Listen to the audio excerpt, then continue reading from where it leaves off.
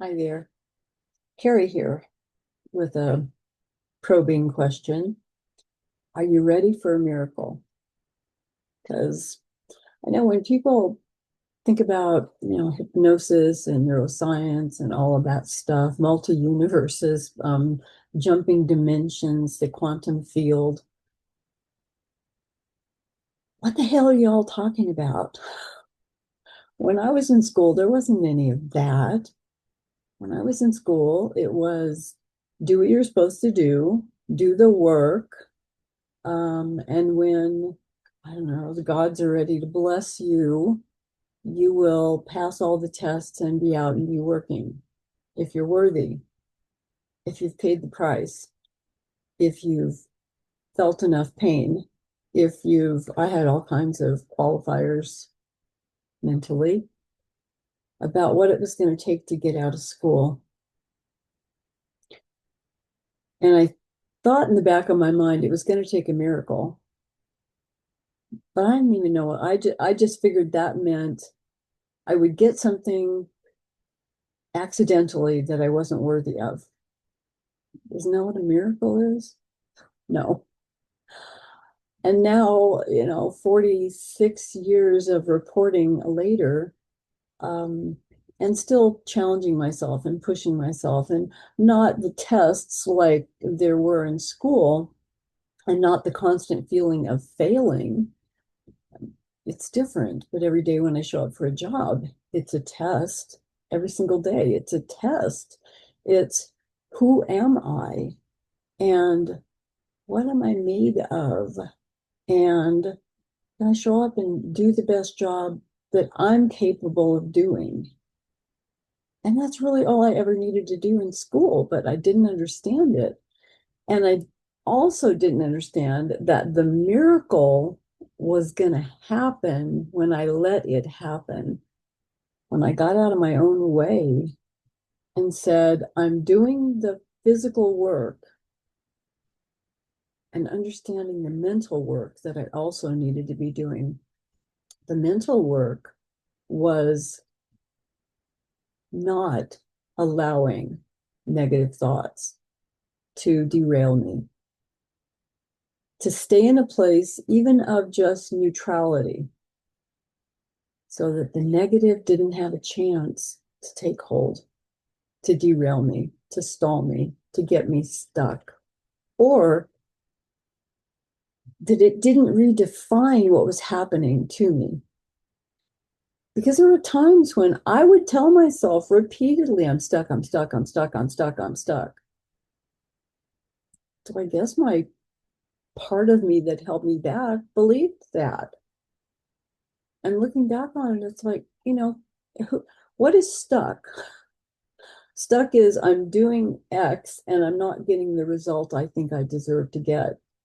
Not understanding everything that's happening in the background, that you're building speed, that you're building confidence, that there's the test that's magical you're gonna pass no matter how hard you try to sabotage yourself, but you're not ready for that yet.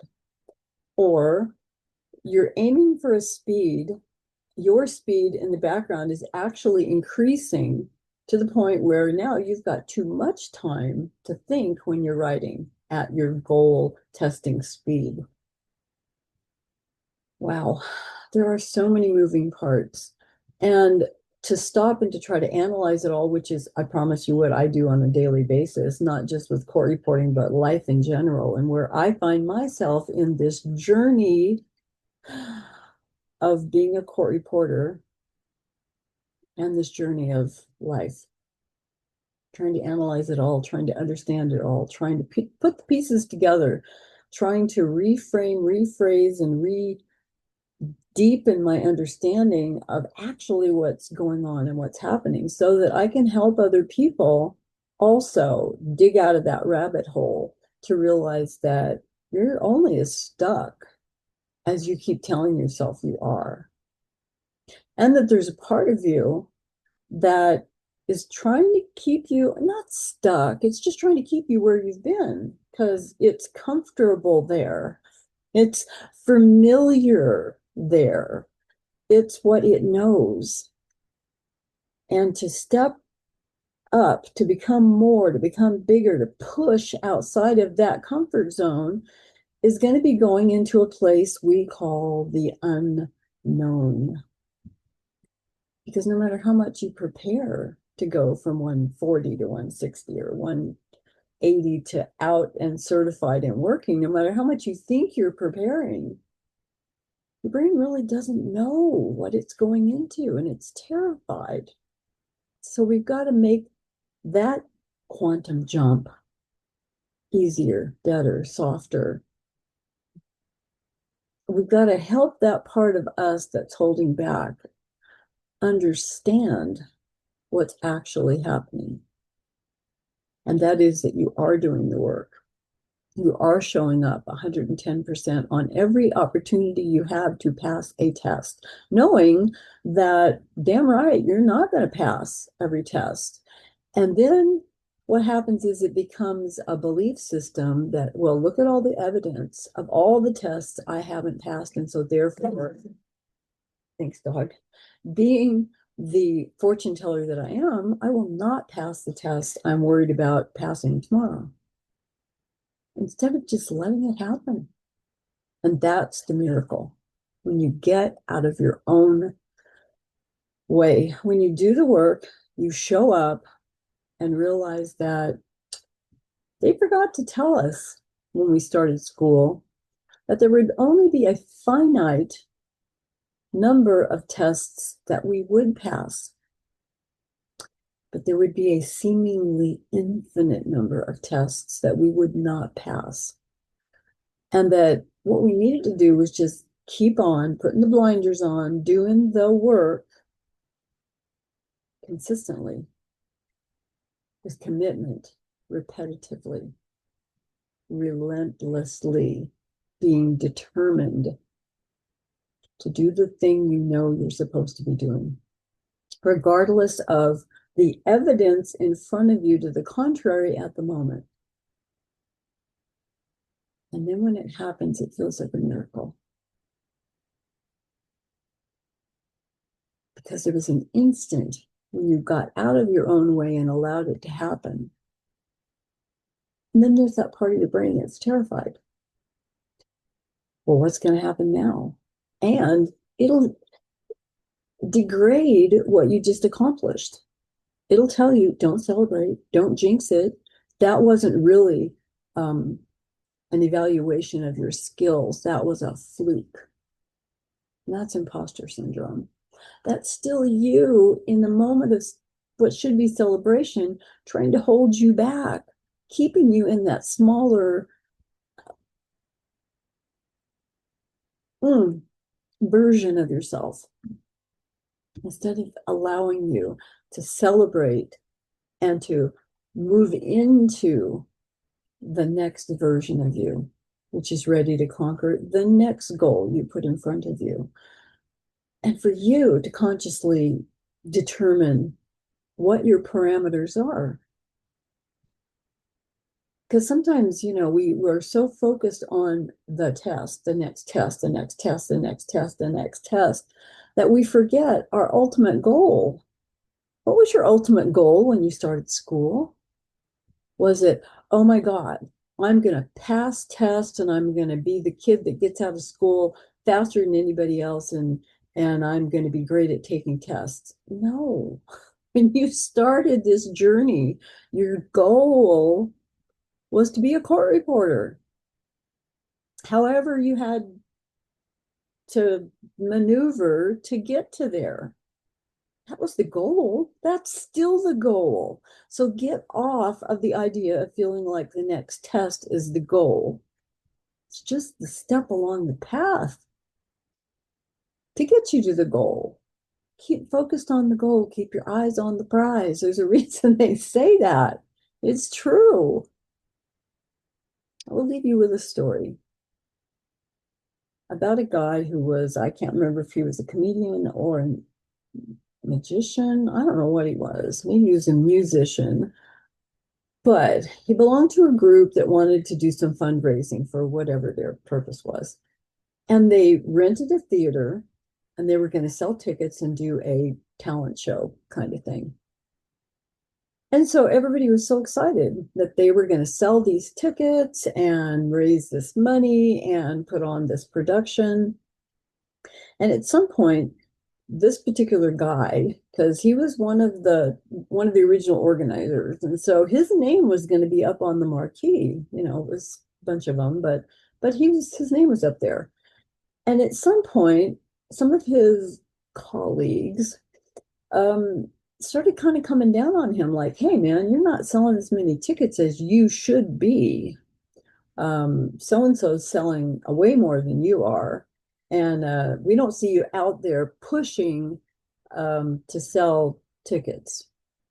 And and he felt bad about it, but he felt like he was doing the thing he needed to be doing. He was practicing his part. He was doing all the background stuff, setting it up, the permits and the insurance and all the stuff that they had to have done. And he was kind of pissed. And then one day he sat back and he asked himself, you know, do is my goal to sell tickets? What is my goal? And he reached deep inside in a meditative moment and he said, "You know what I really want is I want to show up at this theater and look up at that marquee, and across my name it says sold out. That's what I want.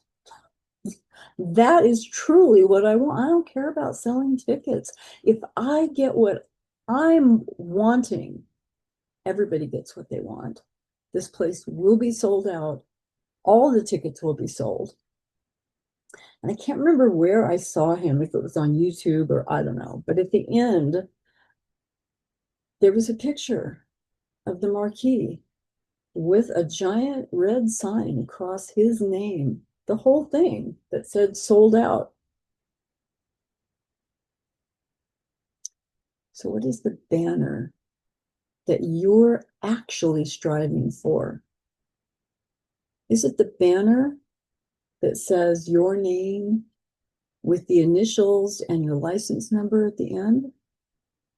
I'm pretty sure that's actually what you signed up for. Not taking a billion tests. Those are just the necessary evil to get you out of school. And honestly, they don't tell you this either, but those tests are kind of more for the school, which is why they start coming down on you hard.